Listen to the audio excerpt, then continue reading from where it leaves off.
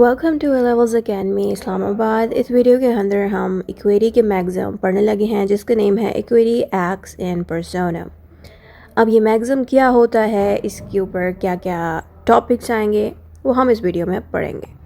इक्वेरी के मैगज़म को स्टार्ट करने से पहले आप सब ने इसके अंदर थोड़ा सा बैकग्राउंड देना है इक्वेरी का, ठीक है। बेसिकली जो बैकग्राउंड वाला पोर्शन है ये मैंने सारे ही मैगज़म्स के साथ लिखा है। उसके लिखने की वजह यही है कि स्टूडेंट्स को इन मैगज़म्स को याद रखना मुश्किल भी होता है बाज़ों का, ठीक है। इतना टाइम नहीं होता कि वो हर मैगज़म में डिफरेंट हेडिंग्स याद रख सकें, इसीलिए मैंने कुछ हेडिंग्स सेम ही रिपीट की हैं ताकि जब आप पेपर में लिखो तो आपको याद रखना भी मुश्किल ना हो, ठीक है। तो अब हम इसको शुरू करने लगे हैं। The common law court failed to provide remedy to many people and this failure led to the establishment of Court of Chancery. जो कॉमन लॉ कोर्ट्स हैं ये वो कोर्ट्स होती हैं जिनमें नॉर्मल लॉ यूज़ होता है, नॉर्मल वाला लॉ, ठीक है। अब कुछ ऐसे केसेस हैं जिनमें ये नॉर्मल कोर्ट्स रेमेडीज़ प्रोवाइड नहीं कर पा रही, यानी कि सोल्यूशन प्रोवाइड नहीं कर पा रही थी सब लोगों को, ठीक है, सॉल्व नहीं कर पा रही थी। ऐसी सिचुएशन पे ये सारे लोग कोर्ट ऑफ चेंसरी के पास चले गए। कोर्ट ऑफ चेंसरी वो कोर्ट्स होती हैं जो इक्विटी पे चलती हैं और मैगज़म्स पे चलती हैं।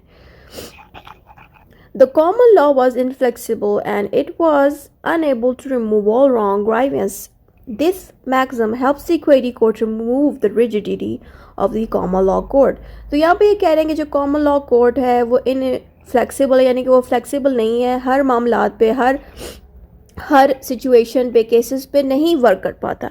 तो ऐसी सिचुएशन पे मैगज़म्स जो इक्विटी में बनाए गए हैं इन मैगज़म्स की वजह से कॉमन लॉ कोड भी फ्लेक्सिबल हो गया, यानी कि इसकी रिजिडिटी कम हो गई, ठीक है।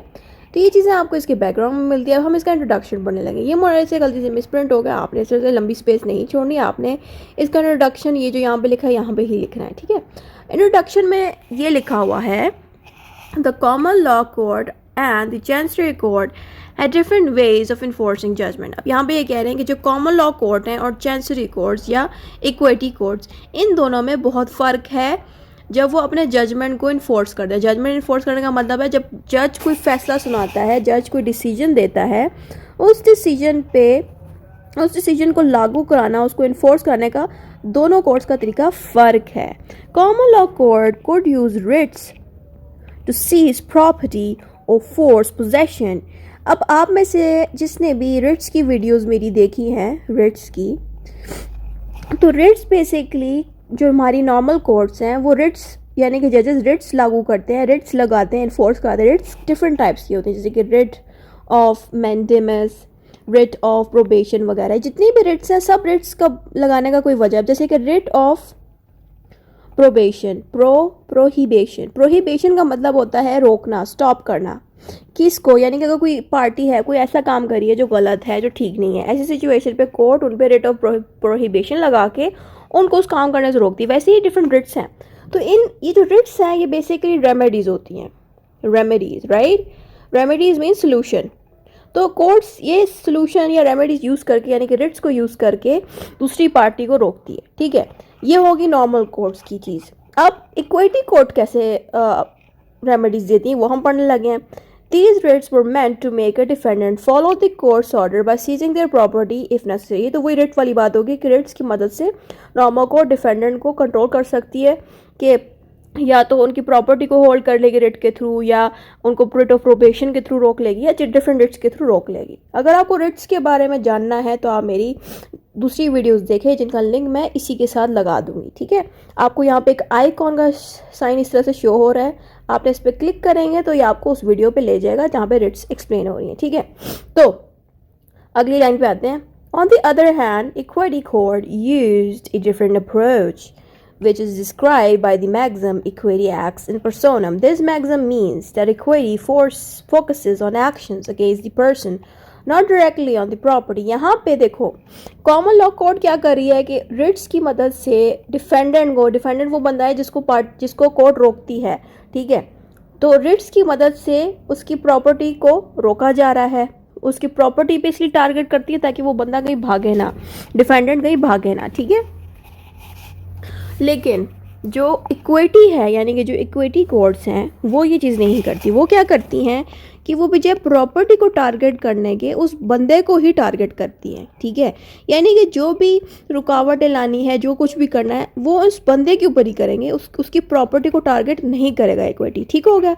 तो अब वो कैसे बंदे को टारगेट करती है, क्या होता है, वो आपको इसकी बाकी हेडिंग्स और बाकी वीडियो में समझ आएगा जैसे जैसे ये वीडियो कंटिन्यू होती जाएगी, ठीक है। In simple terms, the common law court focus on enforcing judgments but taking physical actions like seizing property। यहाँ पे ये कह रहे हैं कि जो कॉमन लॉ कोर्ट है उसमें जो जजेस हैं वो डिसीजंस इस तरह के देते हैं कि उसमें आप अगले की प्रॉपर्टी को भी होल्ड कर सकते हो। जैसे कि आपसे अक्सर मूवीज़ में देखा होगा कि लॉयर्स या जजेस जो होते हैं वो उस इंसान की प्रॉपर्टी को होल्ड कर लेते हैं, उसकी गाड़ी को कंट्रोल में रख लेते हैं ताकि वो इंसान कहीं भागे ना, ठीक है, ताकि वो इंसान कंट्रोल में रहे।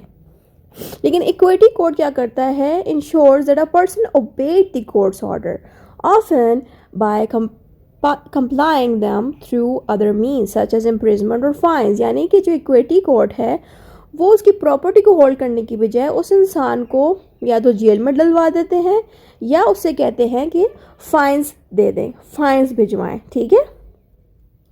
तो बेसिकली इन मेथड्स के थ्रू इक्विटी वर्क करती है, यानी कि वो डायरेक्ट पर्सन के ऊपर वर्क करिए ना कि उसकी प्रॉपर्टी पे। अब हम आगे मूव ऑन करते हैं। ये जो यहाँ पे आपको डायग्राम्स दिख रही हैं ये आपने बनानी नहीं है, ये सिर्फ मैंने समझाने के लिए बनाई कि कॉमन लॉ कोड क्या होती हैं और इक्विटी कोड क्या होती है। मैंने सारी ही मैगज़म्स के साथ डाली हैं। ये मैंने डायग्राम बनाई थी कॉमन लॉ कोड की। इसके अंदर क्या लिखा है, it is a common law code that works on common laws, ठीक है। और इक्विटी कोर्ट मैंने बनाई, इसमें लिखा है it is an equity court और court of chancery that works on maxims of equity. The जजेस of this courts are called chancellors. अब ये यहाँ पे ये जो आपको दिख रही है डायग्राम, ये कोर्ट ऑफ चैंसरी है, ठीक है, चैंसरी, राइट। आप इसको कोर्ट ऑफ चैंसरी भी कह सकते हो या इक्विटी कोर्ट्स भी कह सकते हो, इक्विटी कोर्ट्स, राइट।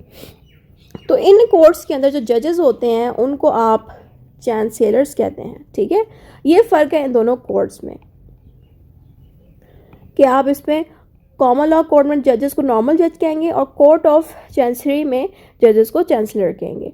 और ये जो कोर्ट्स हैं ये मैक्सिम्स के ऊपर चलती हैं ना कि कॉमन लॉ पे, और ये वाले जो कोर्ट है वो कॉमन लॉ पे चलती हैं, ठीक हो गया। अब हम नेक्स्ट वीडियो पे आते हैं। नेक्स्ट वीडियो पे आता है, नेक्स्ट हेडिंग पे आता है हमारे पास एक्सप्लेनेशन ऑफ द मैक्सिम। अब आप देख रहे होंगे कि मैंने एक्सप्लेनेशन ऑफ मैक्सिम, एवोल्यूशन, ये जितनी भी आपको हेडिंग्स दिख रही है ना, ये मैंने सारी की सारे दूसरे मैक्सिम्स पे लिखी हैं क्योंकि उसकी वजह ये है कि स्टूडेंट्स को ज़्यादा याद ना रखना पड़े और थोड़े से ही हेडिंग्स के थ्रू अपना आंसर कवर कर लें और अच्छे नंबर भी ले लें, ठीक हो गया। तो ये वाली आपने सेम हेडिंग्स लिख देनी है। अब हम इनको पढ़ लेते हैं। This maxim explains that if the plaintiff's right are violated then equity courts will provide him और her remedy even if the common law is rigid. यहाँ पे ये कह रहे हैं कि जो मैक्सिम्स है ना वो ये हमें समझाती हैं कि जो प्लेंटिव है, प्लेंटिव वो इंसान होता है जिसका नुकसान हुआ है किसी दूसरे बंदे की वजह से। इस बंदे का यानी कि प्लेंटिव का कोई नुकसान हुआ है, कोई राइट्स वायलेट हुए हैं, तो ऐसी सिचुएशन पे जो इक्विटी कोर्ट है वो उस इंसान को रेमेडी प्रोवाइड करेंगी, यानी कि मसले उनका सॉल्व करेगी। बेशक उस सिचुएशन पे कॉमन लॉ कोड रिजिड हो, यानी कि जो कॉमन लॉ कोड है या नॉर्मल कोड्स हैं वो हेल्प नहीं कर पा रही, लेकिन जो इक्विटी के मैक्सिम्स हैं वो हेल्प करेंगे उसको हर हाल में। If a person has a right he और she must have a remedy to get from the equity courts. यहाँ पे ये कह रहे हैं कि जिस इंसान के पास राइट होता है वही इंसान इक्विटी कोर्ट्स पे जाके मदद मांग सकता है। मिसाल के तौर पे किसी का राइट वायलेट ही नहीं हुआ, किसी का कोई नुकसान ही नहीं हुआ, तो ऐसी सिचुएशन पे आप कोर्ट जाके क्या कहोगे, कुछ भी नहीं कह पाओगे। ज़ाहिर है राइट्स जब वायलेट होते हैं तभी आप इक्विटी कोर्ट्स में जाके मदद ले सकते हो। अगली हेडिंग है evolution of the maxim. Maxim of equity began to develop in the time of Lord Nottingham 1973 to 1982, who was known as the father of modern equity। यहाँ पे आपने मेरी बाकी वीडियोस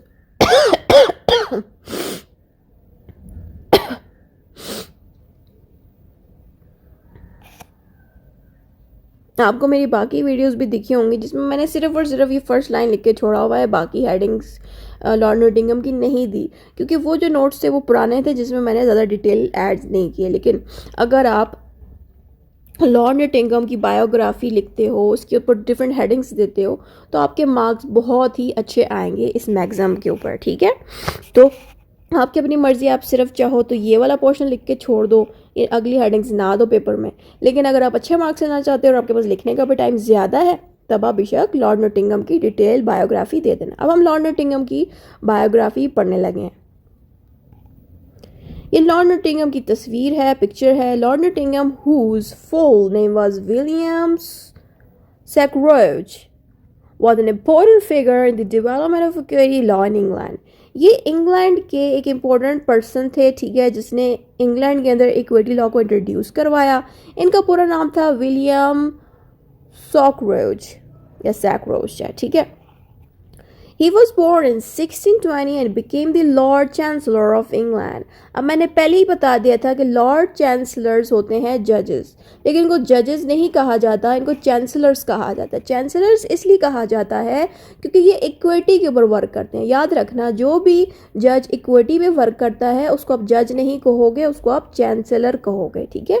तो बेसिकली ये इंसान जो थे ये एक जज थे इंग्लैंड के अंदर, ठीक है, जिनको चांसलर कहा जाता है। During the reign of king Charles II इन 1673, और किंग चार्ल्स II के दौर में, जब किंग चार्ल्स II मौजूद था अपने तख्त पे, उस दौर में ये जो बंदा था ये जज की तरह वर्क कर रहा था कोर्ट्स में, ठीक है, हो गया।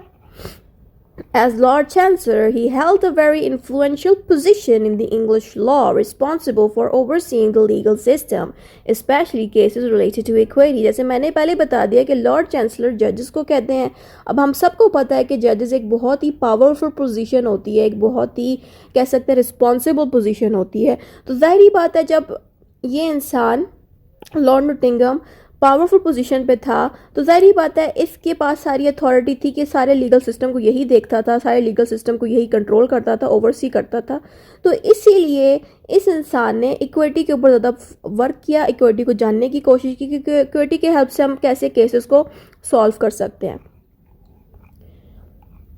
Before becoming a lord chancellor, Nottingham had a successful career as a barrister and जज, यानी कि ये इंसान चांसलर बनने से पहले एक बैरिस्टर था और बाकी डिफरेंट कोर्ट्स में एज अ जज वर्क करता था, ठीक है। बाद में ये चांसलर बना, यानी कि ये बहुत ही ज़्यादा पढ़ा लिखा और काबिल इंसान था। He was highly respected for his knowledge of law and his commitment to fairness and justice. और ये जो इंसान है ये बहुत ज़्यादा रिस्पेक्टेड था क्योंकि इसके पास नॉलेज ऑफ लॉ बहुत स्ट्रॉन्ग था और ये फेयरनेस एंड जस्टिस के ऊपर बहुत ज़्यादा जोर देता था। ये चाहता था कि लॉ की मदद से लोगों को फेयरनेस और जस्टिस मिल सके। He was known for his careful and thoughtful legal reasoning, और इस इंसान को एक अच्छा लॉयर माना जाता था क्योंकि ये बहुत ज़्यादा केयरफुल और थॉटफुल थिंकिंग के साथ डिसीजंस देता था, सोच समझ के फैसले देता था। Nottingham's most significant contribution to the legal system was his development of equity. अब नॉटिंघम का बहुत ही ज़्यादा मशहूर काम उसके डेवलपमेंट ऑफ इक्विटी में इसने की, यानी कि जब ये लॉर्ड चांसलर बना इसने काफ़ी चीज़ें रिसर्च की, तब इसने एक किताब लिखी डेवलपमेंट ऑफ इक्विटी, यहाँ पे पूरा नाम इसका लिखा हुआ है। तो ये इसका सबसे मशहूर काम था और इसी मशहूर काम की वजह से हमारे तक आज मैगज़म्स इसके पढ़ाए जा रहे हैं। आज हम इन्हीं के लिखे हुए सारी इक्विटी समझ रहे हैं। इन्होंने ही इक्विटी के ऊपर बहुत ज़्यादा रिसर्च की। Equity is a branch of law that deals with fairness and justice, especially in cases where strict application of law might lead to unfair outcomes. और इक्विटी को जब इसने पढ़ा तो उसको पता चला कि इक्विटी भी लॉ की एक ब्रांच है जो कि फेयरनेस एंड जस्टिस को डील करती है। और फिर इसने ये भी कहा कि इक्विटी जो है लॉ की तरह ही अप्लाई हो सकता है डिफरेंट केसेस पे ताकि लोगों को जस्टिस मिल सके। As lord chancellor Nottingham work to ensure that equity principle were applied more effectively and consistently, ठीक है। ये गलती से मुझसे मिस प्रिंटिंग हो गया, आपने इस तरह से स्पेसिंग नहीं देनी, आपने इसके साथ ही लिखना है। तो यहाँ पे लास्ट लाइन में ये लिखा है कि जो लॉर्ड नॉटिंघम था उसने इक्विटी पे बहुत ज़्यादा वर्क किया ताकि वो इस इक्विटी को डिफरेंट केसेस पे डिफरेंट मैटर्स पे अप्लाई कर सके। अब हम आगे भी मज़ीद तफसील पढ़ते हैं कि क्या क्या हुआ। लॉर्ड नॉटिंघम्स इम्पोर्टेंस इन इक्विटी, अब इक्विटी में क्या इसने रोल अदा किया, क्या क्या चीज़ें की, वो हम अब इसमें पढ़ने लगे हैं। डेवलपमेंट ऑफ इक्विटी जूरिस्प्रूडेंस, ये पहली हेडिंग इसमें आती है। Lord Nottingham played a key role in shaping the principles of equity that are still used today.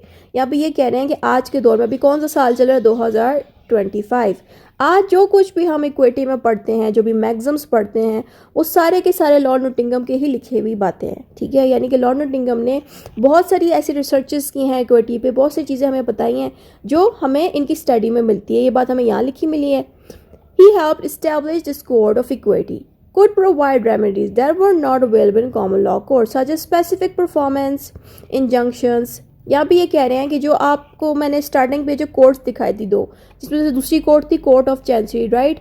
जो कोर्ट ऑफ चैंसरी थी वो इसी बंदे की वजह से बनाई गई, यानी कि ये जो इंसान था इसी ने ही कोर्ट ऑफ चैंसरी को इंट्रोड्यूस कराया, जिसकी वजह से इक्विटी कोर्ट्स बनी। इक्विटी कोर्ट्स का भी एक रोल अदा होना शुरू हो गया, और उन्हीं इक्विटी कोर्ट्स के अंदर डिफरेंट इक्विटी लॉज एंड मैग्जिम्स को यूज़ किया गया, ठीक है। तो ये बातें हमें यहाँ बताई गई हैं।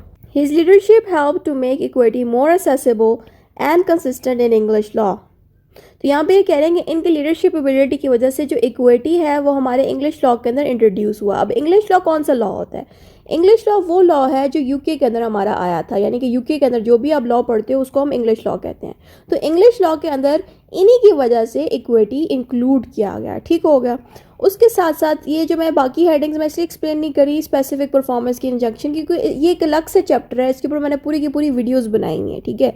यानी कि जितनी भी चीज़ें आप यहाँ पे पढ़ रहे हो, इंजंक्शंस की होगी या स्पेसिफिक परफॉर्मेंस की बातें, ये सारी की सारी चीज़ें इक्विटी के अंदर आती हैं। यानी कि इक्विटी के जब आप लॉस पढ़ते हो तो उसमें आपको स्पेसिफिक परफॉर्मेंस भी आएगा, इंजंक्शंस भी आएगा, राइट।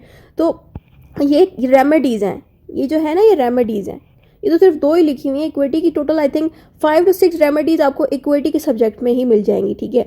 यानी कि जब आप पढ़ोगे ना इक्विटी का सब्जेक्ट, उसमें आपको एक टॉपिक अलग से आएंगे स्पेसिफिक परफॉर्मेंस के, इंजंक्शंस के, पास परफॉर्मेंस के, कॉन्ट्रैक्ट के, वो सारे के सारे क्या हैं, इक्विटी के रेमेडीज़ हैं जो इक्विटी कोड से ईजाद हुई, ठीक हो गया। तो ये बात इसमें यहाँ पे लिखी हैं, इसलिए आप इनकी डिटेल जानना चाहते हैं तो आप बाकी वीडियोस देख लें, वो भी आपको इसी वीडियो के आइकॉन के साइन पे मिल जाएगा। आपने बस इस तरह के एक आइकॉन का साइन शो हो रहा होगा, उस पर आप क्लिक करें तो ये सारी वीडियोस आपको मिल जाएंगी, ठीक है।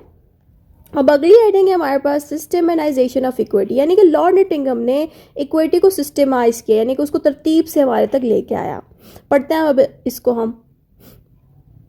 Nottingham worked to bring order and structure to equity law. Before his time, the use of equity was often inconsistent and unpredictable. यहाँ पे ये कह रहे हैं कि जो लॉर्ड नॉटिंघम था उसने इक्विटी लॉज को एक ऑर्डर और स्ट्रक्चर में लेके आया। ऑर्डर और स्ट्रक्चर क्या होता है? जैसे कि हम लॉ, अगर आप में से किसी ने भी लॉ की बुक्स खरीदी हुई हैं तो आपको दिखता होगा लॉ के अंदर कुछ लिखा होते हैं सेक्शंस, जैसे कि सेक्शन 1 में लिखा हुआ है कि चोरी नहीं करनी, सेक्शन 2 में लिखा है कि किसी की प्रॉपर्टी में नहीं घुसा। जैसे कि यहाँ पे हर चीज़ ऑर्डर और सेक्शंस के हिसाब से अरेंज हुई हुई हैं, बिल्कुल वैसे ही लॉर्ड नॉटिंघम ने इक्विटी लॉज को एक ऑर्डर और सेक्शन के हिसाब से लिख दिया ताकि किसी को भी इक्विटी को समझने में मुश्किल ना आए। और यहाँ पे दूसरी लाइन में ये लिखा है कि उस दौर में इक्विटी को एक लॉ समझा नहीं जाता था, ना ही इसके ऊपर कोई बुक्स मौजूद थी। ये बातें इसके सेकेंड लाइन में लिखी हैं। He worked to standardize the practices, making decisions based on fairness, justice and conscience rather than strict legal rules। यहाँ पे जो लॉर्ड नॉटिंघम थे इन्होंने क्या किया कि इक्विटी को यूज़ करके डिसीजंस भी दिए, लोगों को फेयरनेस भी पहुँचवाई, जस्टिस भी पहुँचवाया, ठीक है। लेकिन लॉ की, सिर्फ लॉ की हेल्प से नहीं, ठीक है, इक्विटी की हेल्प से सारा कुछ किया। ये बातें हमें लॉर्ड नॉटिंघम के बारे में यहाँ लिखी मिली हैं। This helped to create more reliable system of resolution of dispute।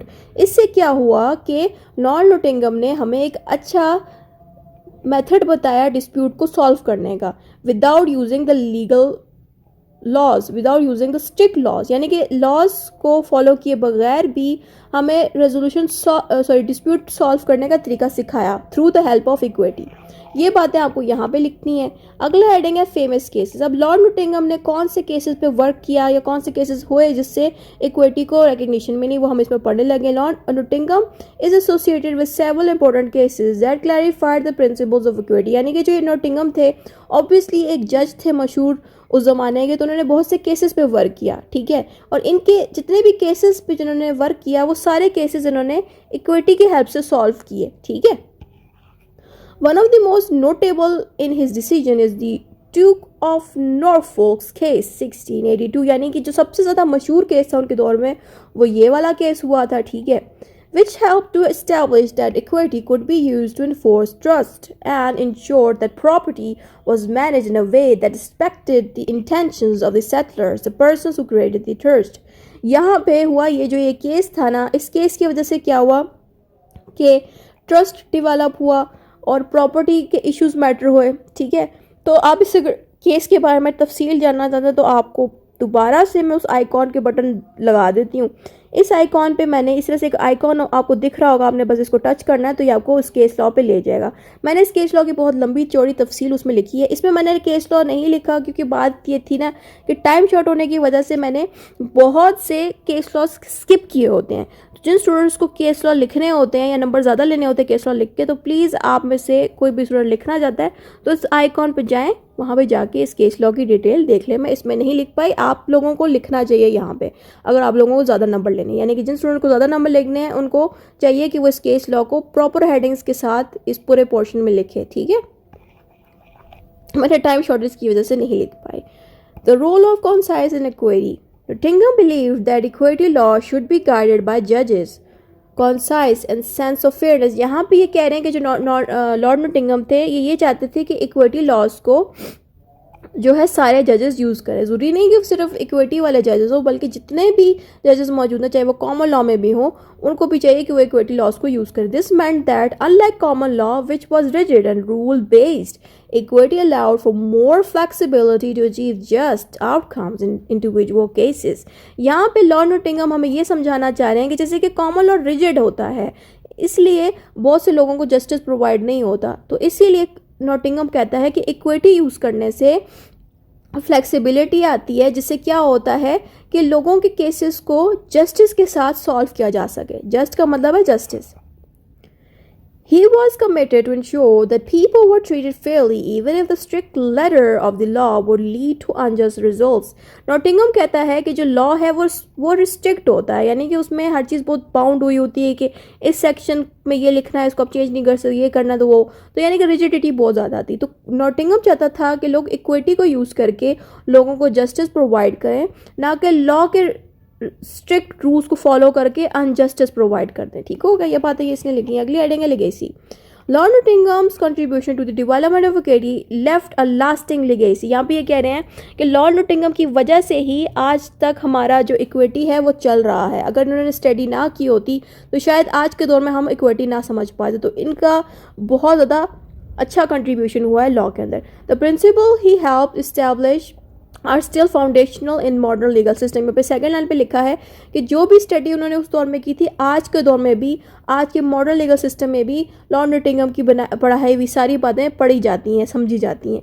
इस work is ensure that equity was recognize as a vital part of the English legal tradition and has influence legal system in the world. यहाँ पे ये कह रहे हैं last line में कि इन्हीं की पढ़ाई हुई बातें जितनी भी इन्होंने इक्विटी के ऊपर कही वो सारे कंट्री के लीगल सिस्टम पे आज भी यूज़ होती है। यानी कि हम अभी पाकिस्तान में हैं तो पाकिस्तान के अंदर भी हम जो भी इक्विटी पढ़ते हैं वो सारा का सारा लॉर्ड नोटिंगम ने बनाया था और हम भी उसको पढ़ रहे हैं। क्यों पढ़ रहे हैं? क्योंकि इनकी जो पढ़ाई गई बातें थी इसने पूरी दुनिया के लॉज को इन्फ्लुएंस किया, असर किया उन पर। ठीक है, अब आता है इंपॉर्टेंट पॉइंट्स। यहाँ पे आकर लॉर्ड नोटिंगम की बारे में ख़त्म हो रही है, अब नेक्स्ट हेडिंग्स शुरू हो गई हैं। ठीक है, अगली हेडिंग है इंपॉर्टेंट पॉइंट्स की, जिसमें ये बताना है कि जो मैगज़म्स हैं चाहे वो जो भी मैगज़म हो उनके अंदर क्या क्या बातें होनी चाहिए कि ये मैगज़म उस पर अप्लाई हो सके। पहला पॉइंट है people were entitled for right, यानी कि जिस मिसाल के तौर पे ये एक इंसान है, ये दो इंसान है आपके सामने, अगर इस इंसान का राइट इसने ख़राब किया है, मिसाल के तौर पे ये बंदा है, इसने जानबूझ के इसके राइट्स वायलेट किए, कोई गाड़ी चोरी कर ली है या कुछ गलत इसके साथ कर दिया, यहाँ पे क्या हो रहा है, इसके राइट्स जो है वायलेट हो गए हैं। राइट मौजूद है तभी तो वायलेट हुए हैं। तो यहाँ पे यही बताया जा रहा है कि कोई भी इंसान अगर इक्विटी कोर्ट से हेल्प लेने आ रहा है, मैगज़म्स की हेल्प लेने आ रहा है, उसके पास राइट्स मौजूद होने चाहिए। दूसरी लाइन में ये कहा है बीइंग राइट्स वर वायलेटेड, ये बी नहीं लिखा हुआ, ये मैंने आर लिखना था, गलत हो गया। तो यहाँ पे लिखना है rights were violated. It means कि जिस इंसान ने कोर्ट के पास आना है उसको ये भी कहना है कि मेरे राइट्स वायलेट हुए। अगर आपके राइट्स वायलेट नहीं हुए, आपका किसी ने नुकसान नहीं किया, तो आप कोर्ट क्यों जा रहे हैं? ठीक है, दूसरे पॉइंट में हमने लास्ट में लिखना है common law code not provide remedy, और जिनका राइट्स वायलेट हुए हैं वो अगर कॉमन लॉ कोर्ट्स की तरफ जा रहे हैं, कॉमन लॉ कोर्ट्स उनको राइट प्रोवाइड नहीं कर रहे, तब आप मैक्सिम्स को यूज़ करो। वरना अगर कॉमन लॉ कोर्ट्स प्रोवाइड कर रहे हैं तो आप मैक्सिम्स ना यूज़ किया करो ऐसी सिचुएशन में। दूसरा पॉइंट है the failure of common law in providing justice has introduce this maxim to solve the issue. और लास्ट लाइन में ये कहा जा रहा है कि अगर common law court remedy provide नहीं कर पा रही, सोल्यूशन नहीं दे पा रही, तब आप मैक्सिम्स को यूज़ करो ताकि आपका मसला हल हो सके। Next heading is definition of maxim. अच्छा, क्या और चीज़ बताऊँ, ये point important of maximum definition, ये सारे भी रिपीट हो रहे हैं, तो जो जो चीज़ें रिपीट हो रही हैं आपको भी रिपीट करनी होंगी ताकि आपको याद रखना मुश्किल ना हो। तो उसी से अकॉर्डिंग टू वॉल्कर डीएम ये डेफिनेशन है जिसपे वॉल्कर डीएम ने मैक्सिमम के बारे में बताया, maxims are short formulation of broad and general principles of common sense of justice. यानी कि जो मैक्सिम्स होते हैं ये बहुत शॉर्ट स्टेटमेंट्स होती हैं और उन स्टेटमेंट्स की बहुत ज़्यादा पावर होती है, यानी कि उन शॉर्ट लाइनों में कुछ ऐसी बात लिखी जाती है जिससे आपको जस्टिस प्रोवाइड हो जाता है, आपके मसले भी हल होते हैं। तो ये बात हमें क्या नाम है वॉल्कर डीएम बताता है। दूसरा है what is maximum of equity according to Oxford dictionary of law. यहाँ पे ऑक्सफोर्ड डिक्शनरी ऑफ लॉ की डेफिनेशन डिक्शनरी आती है, ठीक है। आपकी मर्जी, देखो यहाँ पे 3 हेडिंग्स दी गई ना, आप चाहो इनमें से कोई एक लिख दो, जितनी आपको याद रहेंगी उतनी लिखाइएगा पेपर में, ठीक है। अब यहाँ पे आता है according to Oxford dictionary short pithy statement used to denote general principles that are supposed to run through equity. यहाँ पे ये कह रहे हैं कि जो भी स्टेटमेंट्स आपको लिखी जाए, जैसे कि अभी हम मैक्सिमम पढ़ रहे हैं, मैक्सिमम जो अभी हम पढ़ रहे हैं इक्विटी एक्स इन पर्सोनम वाला, वैसे ही इक्विटी एक्स इन पर्सोनम अगर किसी लाइन में लिखा हुआ है, एक शॉर्ट ही स्टेटमेंट है, लेकिन इस छोटी सी स्टेटमेंट का बहुत ही ज़्यादा बड़ा रोल अदा होता है। इस छोटी सी स्टेटमेंट से हम किसी को जस्टिस प्रोवाइड कर सकते हैं। तो यही बात हमें ऑक्सफोर्ड डिक्शनरी समझा रहा है कि एक छोटी सी स्टेटमेंट किस तरह से आपको जस्टिस प्रोवाइड करती है और आपको आसानी पहुँचाती है। अगली हेडिंग है हमारे पास interpretation of the term maximum. इसमें ब्लैक्सलर डिक्शनरी यूज़ हुई है। इसमें लिखा है according to Black's law dictionary traditional legal principle that has been frozen into concise expression.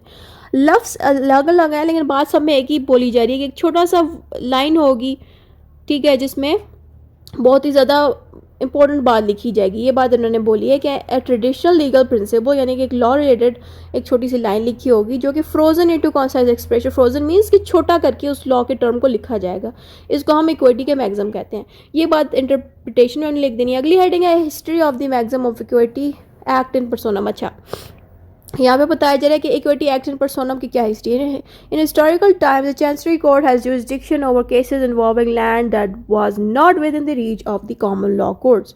यहाँ पे ये कह रहे हैं कि जो चैंसरी कोर्ट्स थी इनके पास जुरिसडिक्शंस थी उन केसेस के ऊपर जो लैंड्स के केसेस थे, ठीक है, और ये वो लैंड्स थी जिनकी पहुंच कॉमन लॉ कोर्ट्स के पास नहीं थी। यानी कि अगर आप में से किसी को जुरिसडिक्शन का मतलब पता है तब आपको समझ आएगी, अगर आपको जुरिसडिक्शन का मतलब नहीं पता मैं समझा देती हूँ कि देखें ये कोर्ट है, ठीक है, ये कोर्ट है हमारे पास चैंसरी कोर्ट और एक ये कोर्ट है हमारे पास कॉमन लॉ कोर्ट। इसके साथ मैं लिख देती हूँ कॉमन लॉ, ठीक है, कॉमन लॉ कोर्ट, और ये इक्विटी कोर्ट है। अब बात ये हो रही है कि ये जो इक्विटी कोर्ट है ये मौजूद है लाहौर में, लाहौर या किसी भी एरिया में, और ये जो कोर्ट मौजूद है ये लाहौर से दूर है, यानी कि मिसाल के तौर पे इस्लामाबाद में है या कहीं भी, मतलब लाहौर से दूर है। अब जो केस आया हुआ है वो जो केस है वो आया ही लाहौर में है। ऐसी सिचुएशन पे कॉमन लॉ कोर्ट इस केस को सॉल्व नहीं कर सकती क्योंकि जो केस है उसकी जुरिसडिक्शन ही मैच नहीं हो रही, यानी कि जो लोकेशन होती है ना कोर्ट्स की उसको हम जुरिसडिक्शन कहते हैं। तो इस चीज़ को हम जुरिसडिक्शन कह रहे हैं यहाँ पे कि जो चैंसरी कोर्ट्स हैं उनके पास जुरिसडिक्शन है, पावर है कि वो उन लैंड्स को डील कर सके, और वो जो लैंड्स है उसकी जुरिसडिक्शन कॉमन लॉ कोर्ट्स के पास नहीं है, ठीक है। This jurisdiction allowed for more flexible decision making and could act against individuals personally in cases where land was involved। यहाँ पे ये कह रहे हैं कि jurisdiction होने की वजह से जो डिसीजन है वो काफ़ी ज़्यादा फ्लेक्सिबल होगा और इन्हीं डिसीजन का असर जो है इंडिविजुअल्स पे भी पड़ेगा, यानी कि जिन लोगों का ये केस चल रहा है उनके ऊपर भी इसका असर पड़ेगा उसके डिसीजन का, ठीक है। क्या ये बातें यहाँ लिखी हैं। द लैटिन टर्म अब आ जाता है। The Latin phrase for equity acts in personam is equitas against in personam. This phrase suggests that equity is concerned with personal actions and obligations rather than just personal right. यहाँ पे हमने Latin term में ये बताना है कि जो equity acts in personam है ये लैटिन लैंग्वेज में इस तरह से लिखा जाता है, ठीक है, और फिर आपने इस टर्म को थोड़ा सा एक्सप्लेन कर देना है कि ये कह रहा है कि जो equity is concerned with personal actions and obligations, यानी कि जो ये नॉर्मल सेंटेंस है ना इक्विटी एक्स एंड पर्सोनम, इसको हमने थोड़ा सा समझाना है कि जो इक्विटी है वो पर्सनल एक्शंस पे ज़्यादा वर्क करता है बजाय के लोगों की प्रॉपर्टी पे असर डाले, लोगों की प्रॉपर्टी उनसे ले वो करने की बजाय वो लोगों के पर्सनल एक्शंस पे और उनकी ड्यूटीज़ पे ही नज़र रखता है। और दूसरी चीज़ मैं बता दूँ दूसरी हेडिंग पे जाने से पहले कि यहाँ पे जो लैटिन टर्म लिखा है ये आपको याद रखना पड़ेगा, बाकी की इंग्लिश आप बेशक चेंज कर दो, ये याद रखो। क्यों याद रखने को कह रही हूँ क्योंकि बाजू का एग्जाम में आपको इक्विटी एक्शन पर्सोनम नहीं आएगा, बाजू का एग्जाम में पूछेंगे एक्सप्लेन, ये लिख देंगे एक्सप्लेन एक्विटस एगिट इन पर्सोनम, यूं करके आ जाएंगे। फिर आप परेशान हो रहे होंगे कि ये कहाँ से आ गया, तो इसलिए आप इस लैटिन टर्म को याद रख लीजिएगा। इसको याद रखना अगर मुश्किल हो रहा है ना तो बेशक आप इसकी लास्ट लाइन ये देखिए पर्सोनम ही याद रख लें, जिससे आपको क्लियर हो जाएगा कि अगर इक्विटी एक्ट इन पर्सोनम आया है तो पर्सोनम से आपको याद हो जाएगा हाँ ये वाला मैग्ज़म था, ठीक होगा। तो इस तरह से भी आपको आसानी होगी। लेकिन जो बाकी के मैग्ज़म्स हैं ना उनमें जो भी लैटिन टर्म है वो थोड़ा मुश्किल हो गए, उनको याद रखना मुश्किल होगा। ये वाहिद मैग्ज़म है जिसका लैटिन टर्म आसान है क्योंकि इसके साथ मैचिंग वर्ड भी आपको मिल जाता है। अब नेक्स्ट हेडिंग में मूव ऑन करते हैं मीनिंग ऑफ मैग्ज़म पे। This maxim means that equity primarily deals with people's action and behaviors, not just property। जैसे कि आपने पहले पढ़ लिया था कि ये जो मैग्ज़म है इक्विटी एक्शन पर्सोनम, ये बता रहा है कि ये इंसानों के एक्शंस पे ज़्यादा डील करता है, उनके बिहेवियर पे डील करता है, ना कि उनकी प्रॉपर्टी पे, ठीक है। The core of equity would bind the conscience of individual forcing them to act according to fair principles. यहाँ पे ये कह रहे हैं कि जो इक्विटी कोर्ट है वो एक इंसान को फोर्स करेंगी कि वो लॉ को फॉलो करे, इक्विटी को फॉलो करे, ठीक है, ताकि फेयरनेस मिले, लोगों को जस्टिस मिले। The chancellors who oversaw the equity court made decisions based on his judgment of fairness which was considered to be reflection of his conscience.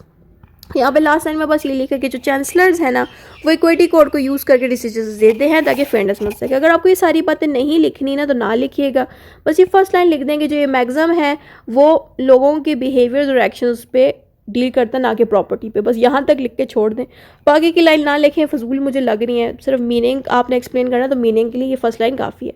Next point आता है equity code would issue orders that were not just formal decrees but were seen as a moral commands aiming to ensure justice in individual cases. यहाँ पे ये कह रहे हैं कि जो इक्विटी कोर्ट है वो जब भी कोई डिसीजन देती है या कोई ऑर्डर पास करती है उसके ऑर्डर को एक तरह की कमांड समझा जाता है, ठीक है, जो कि जस्टिस प्रोवाइड करती है सारे केसेस में। Main goal was to make people act fairly and fulfil their obligation. इस मैग्ज़म का मेन गोल ये था ना, अब इसको आप हेडिंग में भी लिख सकते हो, मैंने इसको हेडिंग नहीं दी बट आप इस लाइन को यहाँ से लेके यहाँ तक को आप एक और हेडिंग दे सकते हो, वो हेडिंग दे सकते हो purpose of maxim equity act in personam. समझ आ रही है? बेसिकली आप पर्पस की हेडिंग दे के बता सकते हो कि इस मैग्ज़म को बनाने का क्या पर्पस था। तो वो पर्पस यहाँ पे लिखा है द मेन पर्पस या goal was to make people act fairly and fulfil their obligations. यानी कि इस मैग्ज़म को बनाने का मकसद ये था कि जितने भी लोग हैं जिनके ऊपर कोई ड्यूटी अगर आई हुई है, जिनको ड्यूटी फॉलो करनी चाहिए, वो नहीं अगर फॉलो करे तो उनको चाहिए कि अपनी ड्यूटी फॉलो करें, उनमें किसी किस्म का प्रॉब्लम ना आए, ड्यूटी को वो पूरी तरीके से फॉलो करें। But a strict legal approach like that of common law would not be enough. यहाँ पे ये कह रहे हैं लास्ट लाइन में कि अगर कॉमन लॉ के रिस्ट्रिक्ट रूल की वजह से भी लोग फॉलो नहीं कर रहे लॉ को, लेकिन ऐसी सिचुएशन पे इक्विटी क्या करता है कि उस इंसान को कहता है कि आपको जो ड्यूटी दी गई है जिसकी वजह से आपने कोई एक्शन लिया है आप प्लीज़ उस ड्यूटी को फुलफिल करें। क्योंकि कॉमन लॉ तो क्या करेगा, आपकी प्रॉपर्टी तो आपसे ले लेगा, फिर आपको नुकसान होगा, तो बजाय प्रॉपर्टी देने के प्रॉपर्टी पे फंसने आपको जो जिस मसले के लिए आप कोर्ट में आए हैं आप उस मसले को सॉल्व करें। किस तरह से सॉल्व करने क्या करना है उस चीज़ों में इक्विटी हेल्प करती है। तो ये बातें आपको यहाँ लिखी मिलेंगी। अगली हेडिंग है केस लॉ एग्जाम्पल्स। यहाँ पे आपको तकरीबन कुछ केस लॉज मिलेंगे। इन केस लॉज के ऊपर कुछ ऐसी बातें हो रही हैं कि इक्विटी का ये मैक्सिमम किस तरह से अप्लाई हो रहा है, तो यूनिक केस लॉ पे बातें हैं। अब यहाँ पे आप देखें कि ये तमाम केस लॉज बहुत ही छोटे छोटे लिखे हुए हैं, ठीक है, जैसे कि मैंने एक एक लाइन के लिखे हैं। तो अगर आप इनकी मजीद डिटेल जानना चाहते हो तो आपको फिर एक आइकॉन का साइन शो हो रहा है, उस पर एक प्लेलिस्ट बनी हुई है केस लॉज की। तो उन केस लॉज को आप देखें जिनमें ये सारे केस लॉज मौजूद हैं, उनकी तमाम डिटेल लिखी हुई कि इन केस लॉज में हुआ क्या था, प्लेंटिफ कौन था, डिफेंडेंट कौन था, क्या डिसीजन हुआ। तो वो भी आप अगर ऐड करेंगे, टाइम ज़्यादा हुआ ऐड करेंगे तो आपको मार्क्स अच्छे मिलेंगे। अगर नहीं ऐड करना चाहते तो आई थिंक इतना काफ़ी है जितना यहाँ पे लिखा हुआ है, ठीक है। अब हम टॉपिक पे वापस आते हैं। केस लॉ एग्जाम्पल में पहली केस है हमारे पास कंपेनिया Mocambique versus British South Africa. This case showed that the equity court could act beyond the jurisdiction of common law court, sometimes overriding the authority of foreign court. यहाँ पे ये बताया जा रहा है इस केस में कि जो इक्विटी कोर्ट्स हैं वो जुरिस्डिक्शन के ऊपर भी वर्क कर सकती है। जैसे कि मैंने जुरिस्डिक्शन के बारे में बताया कि जैसे कि एक कोर्ट अगर लाहौर में है, एक जो है कहीं और मौजूद है, तो यहाँ वाले कोर्ट्स भी किसी और जुरिस्डिक्शन पे वर्क कर सकती है। यानी कि इस केस की वजह से हमें ये पता चला कि इक्विटी कोर्ट्स के पास ये जुरिस्डिक्शन है कि वो अपनी जुरिस्डिक्शन के बियॉन्ड भी वर्क कर सकती हैं। यहाँ पे लिखा this case showed that equity courts could act beyond the jurisdiction of common law courts, sometimes overriding the authority of foreign courts. यहाँ पे ये कह रहे हैं कि जो पावर कॉमन लॉ कोर्ट्स के पास भी नहीं है वो पावर्स इक्विटी कोर्ट्स के पास हैं कि वो इनसे भी ज़्यादा वर्क कर सकती हैं कुछ मामला पे। जुरिस्डिक्शंस कुछ पावर्स होती हैं जो कुछ कोर्ट्स को मिलती हैं। तो यहाँ पे ये कह रहे हैं कि ये कुछ ऐसी पावर्स हैं जो इक्विटी कोर्ट्स के पास हैं जो डिफरेंट चीज़ों पे वर्क कर सकती हैं, ठीक है। अब नेक्स्ट केस लॉ पे आते हैं। अगर इस केस लॉ की आप डिटेल जानना चाहते हैं तो आपको ऑब्वियसली दूसरे वीडियोस देखनी पड़ेंगी जिसमें मैंने इन केसेस को एक्सप्लेन किया हुआ है बहुत ही बारीकी से। अगली हेडिंग है Hanbury's explanation. Hanbury in this book prioritizes and assignments explain that the maxim equity acts in personam describes the entire approach of equity court.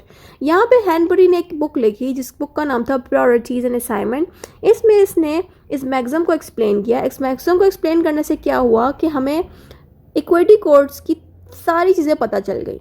He argued that maxim is essential for understanding how equity works in practice, as it often concerned with personal obligations and fairness. यहाँ पे हमें ये बताया जा रहा है कि जो मैक्सिम्स हैं ये इक्विटी के अकॉर्डिंग वर्क करते हैं और इससे क्या होता है कि पर्सनल ऑब्लिगेशंस एंड फेयरनेस मिलती है। पर्सनल ऑब्लिगेशंस मीन यानी अगर कोई इंसान है उसने अगर किसी के पैसे देने हैं तो इक्विटी उसको फोर्स करेगी कि आप उसके पैसे लौटाएं या किसी तरह से उस बंदे को कुछ हेल्प आउट कर दे, ठीक है। तो यानी कि ये सिर्फ उस बंदे को टारगेट करेंगी और जस्टिस प्रोवाइड करेंगे इसके थ्रू। तो ये बातें हमें हैनबरी के लिखी बुक में मिलती है। उसकी अगली हेडिंग है लेवर ब्रॉस वर्सेस कनेल। ये केस लॉ है। This case clarify the equity court address personal obligations directly. इस केस लॉ से हमें ये पता चला कि जो इक्विटी कोर्ट है वो पर्सनल ऑब्लिगेशंस पे ज़्यादा वर्क करी, ना कि किसी की प्रॉपर्टी की तरफ देख रही है, ठीक है। If a person did not comply with the court's order, they could be punished either through property सेक्रेटेशंस और इम्प्रिजमेंट। यहाँ पे जो भी इंसान जिसको अगर कोई ड्यूटी दी गई है उसने वो ड्यूटी फुल नहीं की, जिसकी वजह से कॉमन लॉ कोर्ट ने उसको कहा कि ठीक है अगर आप ये चीज़ नहीं करते तो हम आपकी प्रॉपर्टी लेंगे। लेकिन इक्विटी कोर्ट क्या करती है, कुछ इंसान को वार्निंग दे देती है कि अगर तुमने ये चीज़ नहीं की तो फुलफिल नहीं की जो आपको ड्यूटी दी गई है तो आपको कॉन्सिक्वेंसेस मिलेंगे, यानी कि आपको कुछ फेस करना पड़ेगा। क्या फेस करना पड़ेगा, या तो आपकी प्रॉपर्टी पे हम टारगेट करेंगे या हम आपको जेल में डाल देंगे, ठीक है। तो बेसिकली अब यही बात है, यानी कि डायरेक्टली वो प्रॉपर्टी पे नहीं जाते बल्कि उस बंदे को मौका देते हैं, सही करने की कोशिश करते हैं, समझाते हैं कि आपको हम इम्प्रिजमेंट दे देंगे या आपको फ़ाइन भरना पड़ेगा या आपको प्रॉपर्टी की वजह से कोई प्रॉब्लम आ जाएगी तो आप जिम्मेदार होंगे को। तो बेसिकली कॉमन लॉ क्या करता है कि सीधा ही प्रॉपर्टी को टारगेट करेगा, लेकिन जो इक्विटी है वो इम्प्रिजमेंट का मेथड भी यूज़ करेगा, फाइन्स का मेथड भी यूज़ करेगा, प्रॉपर्टी के भी इसको धमकी देगा कि अगर आपने अपने आप को सुधारा नहीं या जो ड्यूटी आपको दी गई वो आपने ठीक नहीं की तो आपको ये कॉन्सिक्वेंसेज होंगे। अगली हेडिंग है United States of America versus Dolphis. This case demonstrated how equity courts could enforce orders that affected property or contracts, even when the property was located outside the court's geographical jurisdiction. यहाँ पे जो case law है वो ये कहता है कि जो इक्विटी कोर्ट है ना could enforce order that affected property or contract even when the property was located। यहाँ पे ये कह रहे हैं कि मिसाल के तौर पे मैं रहती हूँ पाकिस्तान में, ठीक है, तो मेरी प्रॉपर्टी अगर पाकिस्तान में है, मैं इक्विटी कोर्ट से कोई हेल्प लेती हूँ, तो इक्विटी कोर्ट क्या करेगा, इक्विटी कोर्ट क्या करेगा कि मैं उनसे कहती हूँ कि मैं पाकिस्तान रहती हूँ बट मेरी प्रॉपर्टी यूके में भी मौजूद है, तो इक्विटी कोर्ट क्या करेगा कि मेरी प्रॉपर्टी को सिर्फ पाकिस्तान में हैंडल नहीं करेगा बल्कि जो यूके वाली प्रॉपर्टी है उसको भी, उसमें भी वो हेल्प करेगा, ठीक है। यानी कि इस इक्विटी कोर्ट की रीच इतनी होगी कि वो मेरी कंट्री के अलावा भी दूसरी कंट्री में भी हेल्प आउट मेरी कर सकेगा। ये चीज़ हमें इस केस लॉ में बात पता चली कि इक्विटी कोर्ट्स के पास ये अथॉरिटी भी है कि वो हमारी प्रॉपर्टी को, चाहे वो कहीं पे भी मौजूद है, उनको भी कंट्रोल में कर सकता है। अगली आइडिया कि duke of Brunswick versus king of Hanover. This case showed that simply claiming an equitable remedy did not automatically give a court or query the power to act. The court had to be able to bind the individual's conscience. यहाँ पे हमें इस case law से ये पता चला है कि सिर्फ रेमेडी देने से आप किसी को ऑटोमेटिकली कोर्ट ऑफ इक्विटी की पावर्स नहीं दे देते, बल्कि जो कोर्ट है ना वो ऐसी होनी चाहिए जो कि इंसानों को फोर्स भी कराएंगे वो उसको फॉलो करें। यहाँ पे क्या है, ये मैं आसान वर्ड्स में समझा देती हूँ कि मिसाल के तौर पे ये मैंने कोर्ट बनाई हुई, ठीक है। अब इस कोर्ट को पावर्स मिली हैं इक्विटी वाली। देखो हर कोर्ट को डिफरेंट पावर्स मिली है, जैसे कि क्रिमिनल कोर्ट्स को क्राइम वाली पावर्स दी गई जिसमें वो क्रिमिनल्स को डील करते हैं, वैसे सिविल कोर्ट्स की डिफरेंट पावर्स है, वैसे ही कुछ कोर्ट्स को हमने पावर्स दी हैं इक्विटी की, ठीक है। तो यहाँ पे इस केस लॉ में बताया जा रहा है कि सिर्फ कोर्ट को पावर देने से आप नहीं मान लोगे कि वो जो कोर्ट है वो इक्विटी कोर्ट है, तभी वो कोर्ट्स की पावर को वेरीफाई किया जाएगा जब वो कोर्ट्स लोगों पर, इंसानों पर भी इक्विटी को यूज़ करेंगे। समझ आ रही है? यानी कि इंसानों पे भी जो डिसीजंस हैं वो इक्विटी के हिसाब से लेंगे, तब ही हम उस कोर्ट को इक्विटी कोर्ट मानेंगे। ये चीज़ हमें इस केस लॉ में देखने को मिली है। Next heading is application of the maxim, कि ये मैक्सिम कहाँ पे अप्लाई होता है, किन किन जगहों पे अप्लाई होता है, किन वजूहात पे होता है, वो हम पढ़ने लेंगे। Next heading is application of maxim, the maxim of equity acts in personam can be seen several areas of law. Here are a few examples. पहली एग्जाम्पल हमारे पास मेथड्स ऑफ इन्फोर्सिंग जजमेंट्स। इसमें मजीद 2 सब हेडिंग्स आ जाती हैं। Equity courts, these courts did not take direct control of property but instead made orders against the persons. यहाँ पे पहली court आती है हमारे पास इक्विटी कोर्ट की। इसमें ये बताया जाता है कि जो ये कोर्ट्स होती हैं इक्विटी कोर्ट, ये डायरेक्ट किसी की प्रॉपर्टी को कंट्रोल नहीं करती बल्कि कोशिश करती हैं कि उस इंसान के ऊपर कंट्रोल लाए, बजाय के प्रॉपर्टी भी लाए। If the person did not follow the order they could be punished bye attaching their property by the imprisonment. यहाँ पे क्या ये रहे हैं कि कोर्ट्स डायरेक्टली पहले इंसानों की प्रॉपर्टी को कंट्रोल नहीं करती बल्कि पहले उस इंसान को कंट्रोल करती है, समझाती है कि आपने जो हरकत की है उसको दुरुस्त करें। अगर फिर भी इंसान नहीं मानता तो तब जाके उस इंसान को पनिशमेंट के लिए उसकी प्रॉपर्टी को उसके ले लेते हैं और उसको जेल में भी डाल देते हैं। लेकिन जो कॉमन लॉ कोर्ट्स हैं वो डायरेक्टली ही एक इंसान की प्रॉपर्टी को कंट्रोल कर लेती हैं। यहाँ पे लिखा है these courts used writs to seize property और put a plaintiff into possession of property by force even if the defendant is resistant. यहाँ पे ये कह रहे हैं कि मिसाल के तौर पे अब प्लेंटिव एंड डिफेंडेंट का यहाँ पे बात हो रही है, तो यहाँ पे ये बंदा प्लेंटिव है, ये बंदा डिफेंडेंट है। अब कोर्ट डिफेंडेंट से कह रही है कि इसके पैसे लुटा दो जो तुमने इससे लिए हैं। अब डिफेंडेंट कहता है भाई मैं क्यों लुटाऊँ, मुझे तो देने ही नहीं है। वो बंदा उसने गलत हरकत की है ना इसके पैसे लेके, ठीक है, प्लेंटिव के पैसे लेके।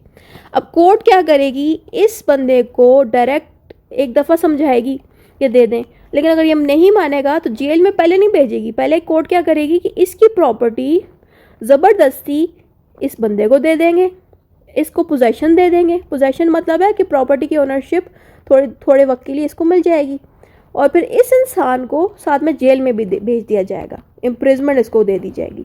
तो कॉमन लॉ यही करता है कि प्रॉपर्टी पे ही डायरेक्ट टारगेट करता है, उसको समझाता है कि अगर तुमने हमारी बात नहीं मानी हम तुम्हारी प्रॉपर्टी को दूसरे बंदे को दे देंगे possession.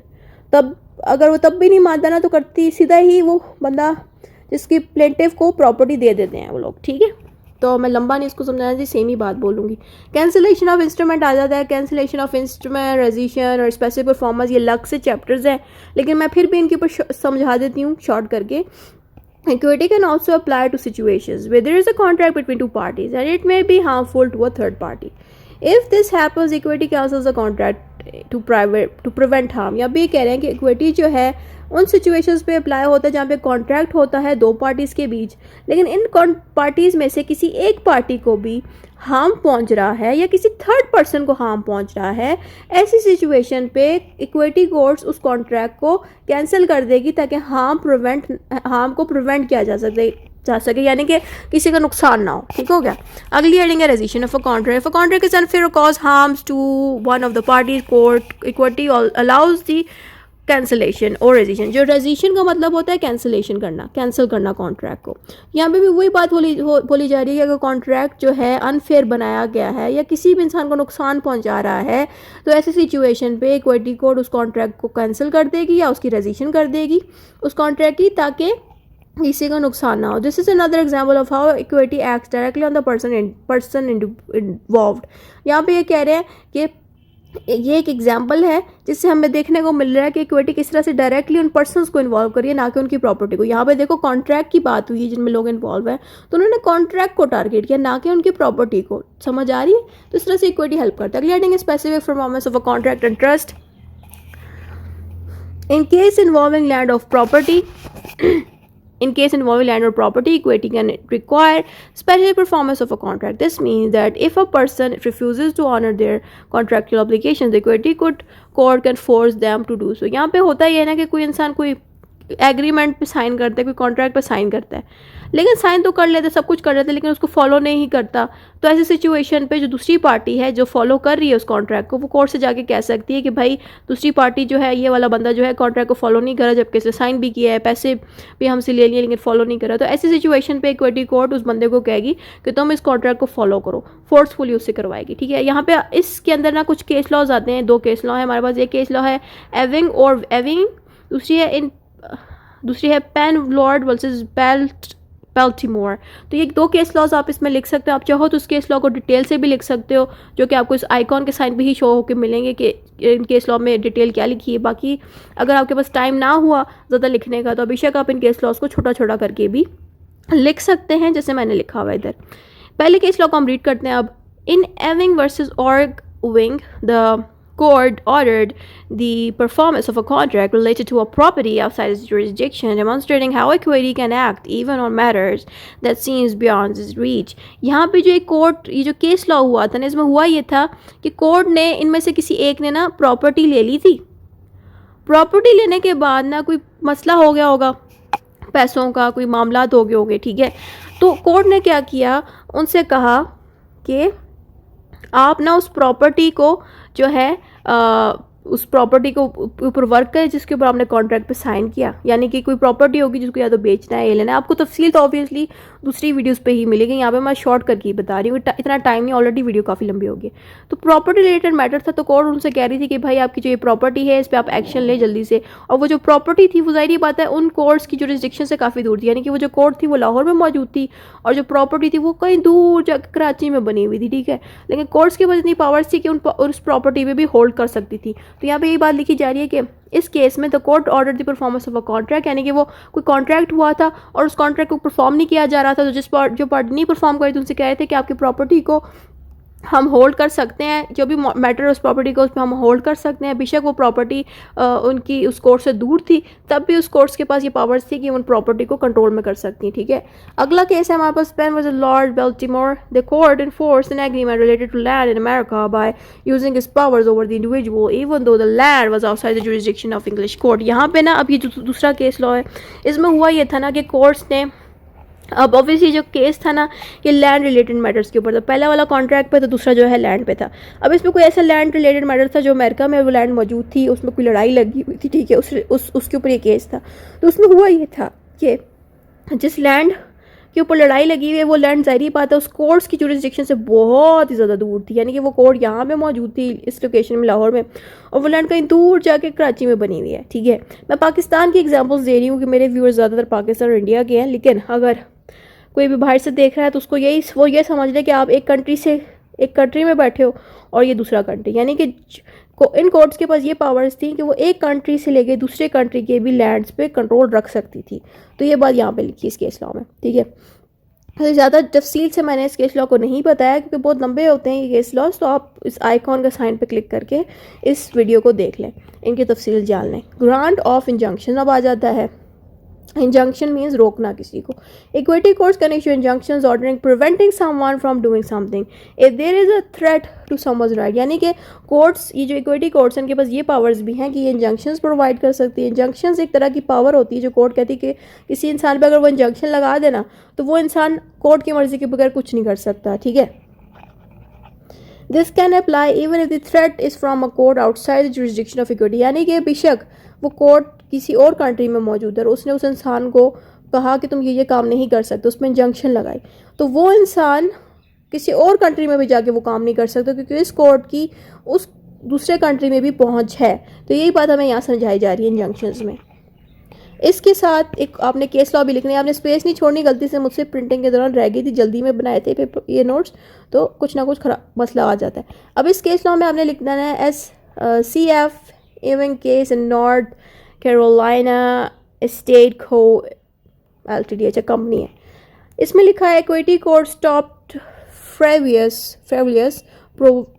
proceeding and state foreign courts action if the same matter were already pending in English court। Basically इस केस लॉ को आपने ना लिखना है इंजंक्शन के साथ जिसमें कुछ लोगों पे रुकावटें डाली जा रही, किसी को रोका जा रहा है। अब इसकी तफसील तो ऑब्वियसली आपको दूसरी वीडियो में मिलेगी, तो मैंने इसका भी साइन आइकॉन में डाल दिया है। अगर आप ये आइकॉन का साइन क्लिक करेंगे तो आपको इस केस लॉ की तफसील मिल जाएगी, ठीक है। अब हम अगले पॉइंट में मूव ऑन करते हैं, रेस्टिफिकेशन ऑफ इंस्ट्रूमेंट। रेस्टिफिकेशन का मतलब है चेंज करना, करेक्ट करना कॉन्ट्रैक्ट को, यानी कि किसी कॉन्ट्रैक्ट में कोई खराबी है, कोई मसला नज़र आ रहा है तो उस कॉन्ट्रैक्ट की वो चीज़ चेंज कर दें। तो यहाँ पे लिखा है the parties is mistaken in legal document like a contract और deed, equity can correct it और reflect the true intentions of the parties involve. In true intentions का मतलब है कि जिस इंटेंशन की वजह से वो कॉन्ट्रैक्ट बनाया गया वो इंटेंशंस डाली जाएँ, या अगर वो इंटेंशंस की वजह से मसला नहीं आया, किसी मिस्टेक की वजह से प्रॉब्लम आ रही है, यानी कि किसी कॉन्ट्रैक्ट में कोई मिस्टेक हो गई है तो उस मिस्टेक को या तो हल किया जाए, सॉल्व किया जाए, ठीक किया जाए। अगर मिस्टेक की वजह से नहीं हो रहा, इंटेंशन की वजह से प्रॉब्लम है। इंटेंशन मीन्स कि जिन लोगों ने कॉन्ट्रैक्ट को साइन किया उन लोगों की इंटेंशन उस कॉन्ट्रैक्ट से मैच नहीं करी, कॉन्ट्रैक्ट में चीज़ें चेंज हैं, तो कोर्ट, इक्विटी कोर्ट क्या करेगी, उन लोगों को कहेगी कि प्लीज़ आप इस कॉन्ट्रैक्ट को अपनी इंटेंशंस के हिसाब से बनाएं, फिर उस पर अमल करें। तो ये भी एक मेथड था इक्विटी का कि वो डायरेक्टली इंसानों को इन्वॉल्व करती है, ना कि उनकी प्रॉपर्टी को। नेक्स्ट हेडिंग इज, मैंने जो पिछले पॉइंट्स पढ़े थे ना केस लॉज प्रॉपर्टी वाले, ज़ाहिर बात है वो मैटर ही प्रॉपर्टी के थे, इसलिए उनमें प्रॉपर्टी इन्वॉल्व थी। लेकिन जिन केसेस पे कॉन्ट्रैक्ट आता है तो उन पे कोर्ट्स क्या करती हैं कि कॉन्ट्रैक्ट को टारगेट कर रही है, ना कि प्रॉपर्टी को। समझ आ रही मेरी बात? इस तरह से इक्विटी डायरेक्ट प्रॉपर्टी पे नहीं जाता बल्कि डायरेक्ट मसलों को सॉल्व करता जो हुआ है। Next is equitable remedies. Equity provides remedies that focus on personal obligations rather than the recovery of property. यहाँ पे वही सेम बात बोली जा रही है कि जो इक्विटी है वो पर्सनल ऑब्लिगेशंस, पर्सनल ड्यूटी पे लोगों को लाता है कि आप पर्सनल ड्यूटी जो आपके ऊपर है लागू हुई हुई उसको फॉलो करें, ना कि जो है प्रॉपर्टी को टारगेट करता जल्दी। नेक्स्ट हेडिंग है these remedies are usually granted when it is unfair to allow a party to avoid their obligations.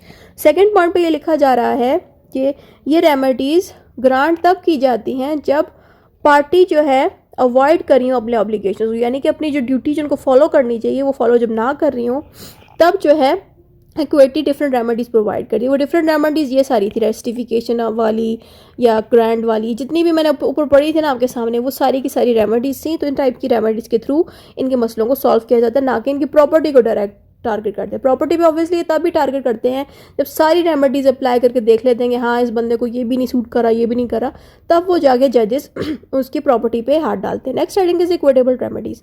Equity provides remedies focus on policy, हम पढ़ नहीं चुके, ये हम कर चुके हैं। अगली हेडिंग है जुरिस्डिक्शन ओवर प्रॉपर्टी अब्रॉड। अब ऐसी प्रॉपर्टीज़ जो बाहर वाले मुल्क में, उसमें क्या जुरिस्डिक्शन होती है हम पढ़ने लगे हैं। Even if property is located outside the courts jurisdiction, equity court can exercise control over the persons involved.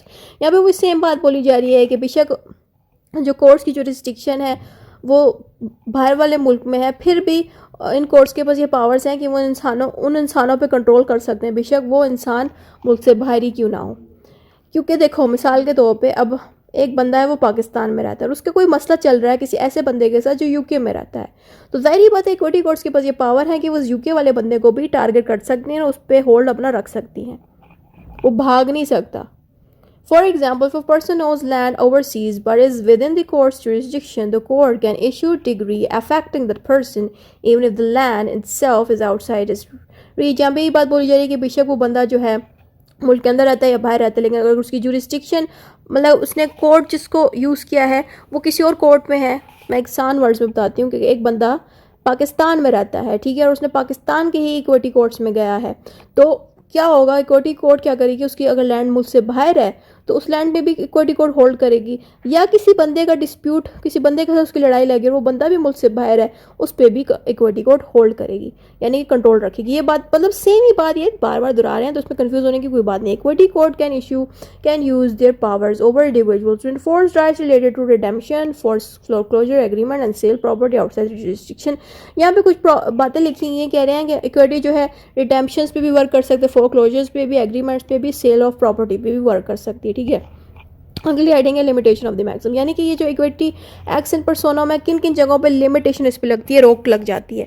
पहला है equitable rights. The plaintiff must have an equitable right to seek a remedy. This means that the person seeking a remedy must be in the position where the equity would recognize the claims. यहाँ पे ये कह रहे हैं कि लोगों के पास right होना जरूरी है, अगर राइट ही मौजूद नहीं है तो आपके पास, आप कोर्ट में फिर जाए क्यों रहे हो, कोर्ट तभी आपकी हेल्प करेगा जब आपके पास कोई राइट मौजूद हो और वो राइट वायलेट हुआ हो। Next point is damages for trespass to land. यहाँ पे ये लिखा है the judicature act 1973 did not give equity court new powers to grant damages for trespass to land outside jurisdiction of the court. यहाँ पे ये बताया जा रहा है कि जो भी बंदा आपके, मिसाल के तौर पे अगर किसी की लैंड पाकिस्तान में है और वो बंदा यूके रहता है और उसने केस भी यूके में किया है, लेकिन इक्विटी कोर्ट्स के पास ये पावर नहीं है कि वो किसी भी बंदे को रोक सके कि वो आपकी लैंड में ना घुसे, ठीक है। इसके अकॉर्डिंग, इस एक्ट के अकॉर्डिंग बताया जा रहा है कि इक्विटी कोर्ट्स के पास ये पावर्स नहीं है कि वो उन लोगों को रोक सकें कि वो आपके लैंड को डैमेज ना कर सकें, ठीक है। Next heading is effective execution of the decree. इसमें लिखा है equity court can not act under this maxim if the decree granted can not be enforce effectively. यहाँ पे ये कह रहे हैं कि जो इक्विटी कोर्ट है वो मैक्सिमम के अकॉर्डिंग नहीं वर्क कर सकती अगर degree granted can not be enforce effectively, यानी कि जो ऑर्डर आपने पहले पास किया था, यानी जो डिसीजन आपने दिया था, अगर डिसीजन पे पहले ही वो अमल नहीं कर रहा तो ज़ाहिर बात है उसके बाद आप जो भी उस पर डिसीजन दोगे उस पर भी वो अमल नहीं करेगा। यानी कि ये वैसे तो काफ़ी अजीब बात लिखी हुई है, तो ये बेशक आप ना लिखो, स्किप कर दो इस पॉइंट को। Next is unconscionable disputes. Equity will not act if the dispute does not involve a conscience decision और एक्शन ऑफ द डिफेंडर। यहाँ पे ये कह रहे हैं कि देखो इक्विटी तो ज़ाहिर बात है दोनों पार्टीज की सुन के ही डिसीजन देती है, लेकिन अगर वो डिस्प्यूट ऐसा है जिस पर डिफेंडेंट जो है, डिफेंडेंट का जो एक्शन है वो उनको लग रहा है इक्विटी को कि ये सही एक्शंस नहीं ले रहा डिफेंडेंट, ठीक है, यानी कि डिफेंडेंट जो है उनके अकॉर्डिंग नहीं चल रहा, तो ऐसी सिचुएशन पे भी इक्विटी जो है अपनी साइड छोड़ देती है और कॉमन लॉ से कहती है कि आप इस पे एक्शंस लें।